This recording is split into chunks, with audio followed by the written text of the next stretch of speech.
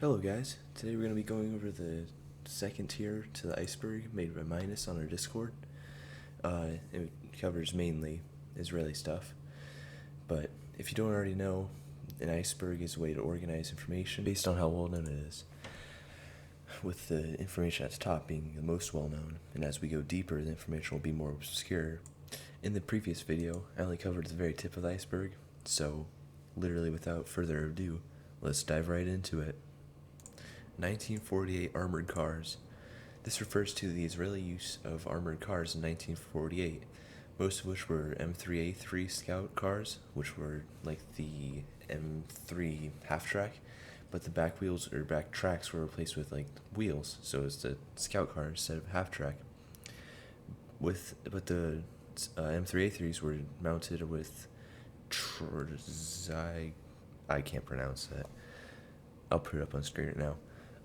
Domestic turret, which is an MG34 or occasionally a Bren, but mostly MG34s. Sometimes these armored cars would use heavier armaments like captured Marmon Harrington MK4Fs or Humbler Mark IVs, which were British 2-pounders and American 37mm M5s or M6s, respectively, like guns, not the M6 heavy. Next up, we have Shillelagh and Shermans. When I first read this one, I thought it was like the Shalonians from Red Dead 2, because I've been playing through that again. But it's not. It's Shillelagh and then those guys are Shalonians, something like that. But in the early 80s, the IDF started exporting Shermans to Chile, namely the M50 HVMS and the M51, which is a big boy. I love the M51. But while the different modifications of the Shermans were still used by Israel in smaller numbers, probably like reserves and stuff like that, but Israel would much prefer to sell most of them rather than scrap them, which would be a waste, you know. The M50s were regunned to use the 60mm HVMS cannon in both the M50 and the HVMS. Sorry. And the M50s were re-engined, and eventually Chile used and installed the night vision on them, and they continued to use them until 2003, which, seeing how the Sherman was produced in World War II in 1945, that is a long time. See how they're still in service in 2003, modified heavily, obviously. Chieftain Mark IV is up next. During the development of the Chieftain tank, like the Chieftain 1, I'm guessing. Wait, let me check this. Okay, sorry about that. I always get British tanks mixed up. They all start with C's, so it's super confusing. There's the Chieftain, the Challenger, the Centurion isn't very hard to mix up, but I always get the Chieftain and Challenger mixed up, so sorry about that. I'll restart. During the development of the Chieftain tank, 2 examples of the Chieftain Mark IV were sent to Israel for testing. Israel had planned to purchase some Chieftains from Britain. In return for help testing, Israel gave it the nickname Abir. I probably pronounced that wrong, but you know, which Abir means night, and had made a list of issues that they found with the tank when they tested it. However, due to the change of policy in Britain, with exporting arms to Israel, and the outbreak of the 6-Day War, the British decided not to sell tanks to Israel, and took their 2 chieftains back, and that led the British to make the Merkava. You know, couldn't rely on the British to send them tanks, so make your own, I guess. 1948 20mm half tracks is next, which sounds fun. Sometimes called the Zom half tracks, these half tracks were armed with turrets mounted with 20mm autocannons. You know, sure you can guess that by the name. But the Southern Command ordered each infantry battalion to have at least one for infantry support, anti-aircraft, and a light anti-tank role, because 20mm are still scary when you're in a little light tank, you know? M22, I'm looking at you. But they didn't really stay for long after the 1948 war. of Independence, I think. I'm not sure, but they're pretty undocumented. There's not much to them, other than half tracks with 20 millimeters on them. The 100 tank myth.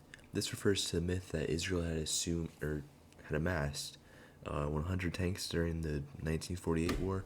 Israel only had managed to get 16 fully operational tanks by the end of the war, with 27 dysfunctional M4A1, not A1, sorry. Well, those are M4A1s, but they had amassed like 27 dysfunctional M4105s, which are in repair or still in Italy, so couldn't really use those too much. They had one M4105 that was used as a tractor because it didn't have a cannon, bringing the total to 44 tanks. Even if we were to include captured tanks, which Israel did not manage to repair and press into service, the number would fall way short of 100. So this myth likely originates from a research mistake where a researcher confused tanks with other armored vehicles like half-tracks or even armored cars. Next up, we have the Tyran 4SH and 5SH. With T-54s and T-55s being captured, Israel didn't have a ton of ammo for the 100 millimeters that were in both those, so they rearmed with L7s, or rearmed the tanks with L7s, because why not? And M68s. They also had M68s. But yes, both those are 105 cannons, which were used by Israel after being captured in the 6-Day War and the Yom Kippur War. But yeah, Israel captured quite a few T-54s, T-55s, and T-62s, and actually made up 25% of the Israeli armored force, and some were later sold to Uruguay. They were all rearmed with 105s, because obviously the IDF had a giant stocks of 105s, because that's mainly what they used with their Magok series of tanks. I almost messed up there, but I didn't. I definitely didn't cut. But yeah, they didn't have too many 100 millimeter shells, and even today armed personnel carriers were based on the T-62s and T-55s and T-54s, and the armored personnel carriers are called, I'm gonna Google translate that one, give me a second. Achzarit. Yeah, I had no clue how to pronounce that, but there's still a few of those that are actually still being used in the IDF currently, but not too much, seeing how they're so old. South Lebanese M50s. Christian South Lebanese militias received 75 M50 Gambets, with the majority going to SLA, the South Lebanese Army. The militias sold many to private collectors during the Lebanese Civil War, because you don't have much money, seeing how you're a militia. But, then the IDF pulled out of Lebanon, and the militias, obviously after that, losing their support from the IDF, they were crushed. So most of the tanks were returned to Israel, other than the ones that were obviously destroyed or sold off. But in fact, the M50 currently in the Yad LaSiron, I butchered that, I know, I'm sorry, but that's a museum in Israel, but it is an ex-SLA M50, so it's pretty cool. And now we are on the last one of this tier. I don't know why do I try to make it sound so important? I don't know, but M22s in Israel. Israel didn't have M22s, I guess. I feel like they would do very well. I don't know why America didn't export them to them, but M22s in Israel.